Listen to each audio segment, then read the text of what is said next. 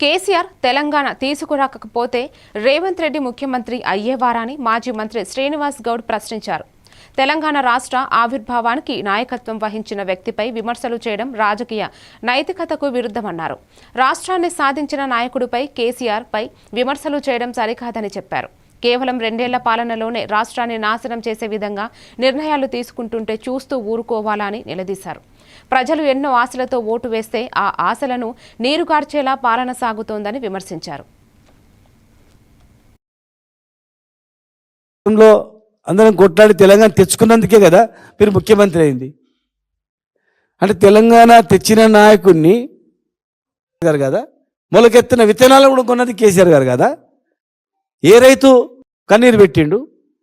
ఇవాళ మీ జమానాలో పైసలు ఇస్తే పిండి సంచులు దొరుకుతలేవు, యూరియా పిండి. ఇవాళ కూడా ఎంతమంది లైన్లో ఉన్నారు చూడండి. మహబూబాబాద్ చూసినా, మహబూబ్ నగర్లో చూసినా, ఏ జిల్లాలో చూసినా లైన్లో ఉన్నాయి.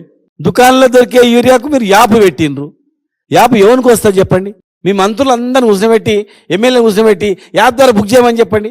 ఎంతమందికి వస్తుందో చూడండి. మీరు ఎంతమంది మంత్రులకు యాప్ ద్వారా యూరియా పిండి బుక్ చేయడానికి వస్తే చెప్పమని చెప్పండి. అభివృద్ధిని పక్కన పెట్టి